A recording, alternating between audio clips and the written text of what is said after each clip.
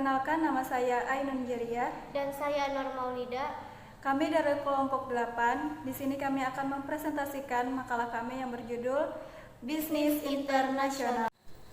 Pengertian bisnis internasional.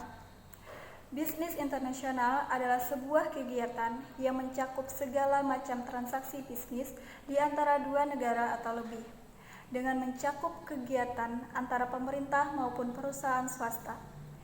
Indriyogito Sudarmo menyimpulkan bahwa bisnis internasional dibedakan oleh adanya dua transaksi. Yang pertama, perdagangan internasional, dan yang kedua, pemasaran internasional. Perdagangan internasional yaitu suatu transaksi bisnis yang dilakukan oleh suatu negara dengan negara lain. Dalam hal perdagangan internasional, transaksi antar negara dilakukan dengan cara ekspor dan impor. Dengan adanya transaksi ekspor dan impor ini, maka timbul neraca perdagangan antar negara. Yang kedua, pemasaran internasional, yaitu suatu transaksi bisnis yang dilakukan oleh suatu perusahaan di dalam suatu negara dengan perusahaan lain atau individu di negara lain. Perbedaan bisnis internasional dengan bisnis domestik atau dalam negeri, Paulus Soekardi dan Eve Terensari menyimpulkan bahwa adanya perbedaan bisnis internasional dengan bisnis domestik yaitu A. Bisnis internasional. Yang pertama, tidak hanya melakukan investasi di negara sendiri, tetapi juga melakukan investasi di negara lain. Yang kedua, melakukan risiko karena perbedaan wilayah sehubungan dengan perbedaan kurs valuta asing. Yang ketiga, lebih kompleks dengan adanya perbedaan ideologi, budaya, politik, sosial, dan ekonomi. Yang keempat, karena jarak yang jauh membuat biaya lebih mahal jika dilihat dari sisi lokasi. B. Bisnis domestik. Yang pertama, tidak berisiko tinggi karena perusahaan berada di negara sendiri yang sudah diketahui sistem perekonomiannya.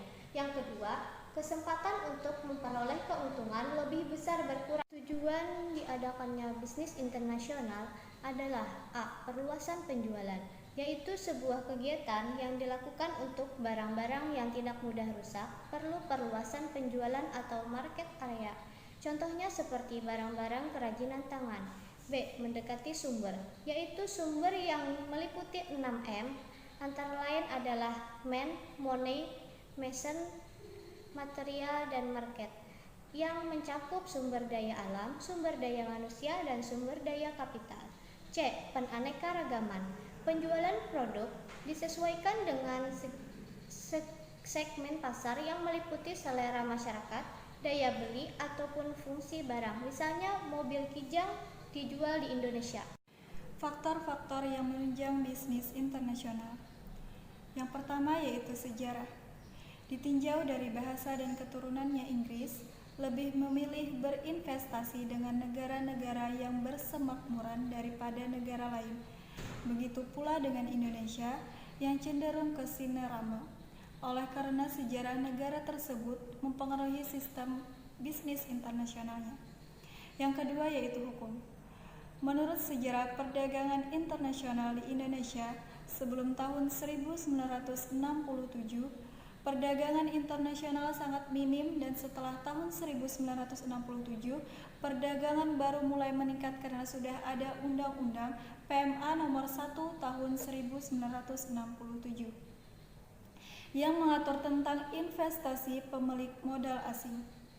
Kemudian disusul dengan kebijakan pemerintahan berupa Peraturan Pemerintahan Nomor 20 Tahun 1995 yang mengatur hak guna, hak sewa, dan hak bagi investor asing yang sampai 100 tahun untuk pengambilan modalnya. Yang ketiga yaitu kondisi geografis.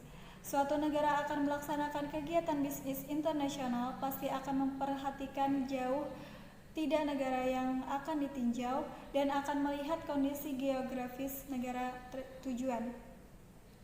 Yang keempat yaitu kebudayaan. Kebudayaan adalah hal yang perlu diperhatikan dalam bisnis internasional karena setiap negara memiliki budaya masing-masing. Contohnya di India yang mayoritas beragama Hindu, di mana agama Hindu menganggap hewan sapi adalah dewa bagi masyarakat Hindu yang haram baginya untuk mengkonsumsi. Jadi, kesimpulan yang dapat kami ambil dari bisnis internasional adalah bisnis internasional adalah sebuah kegiatan yang menyangkut segala macam transaksi bisnis di antara dua negara atau lebih, dengan mencakup baik kegiatan atau pemerintah maupun perusahaan swasta. Bisnis internasional terjadi karena tidak semua negara dapat atau mampu memenuhi kebutuhannya sendiri dari pengadaan kebutuhan negara terbatas. Tahap-tahap perdagangan internasional yang pertama, ekspor insidentif. Yang kedua yaitu ekspor aktif. Yang ketiga yaitu penjualan lisensi. Yang keempat yaitu franchising. Yang kelima yaitu pemasaran di luar negeri. Yang keenam yaitu produksi dan pemasaran di luar negeri. Sekian presentasi dari kami. Bila ada salah kata mohon dimaafkan. Wassalamualaikum warahmatullahi wabarakatuh.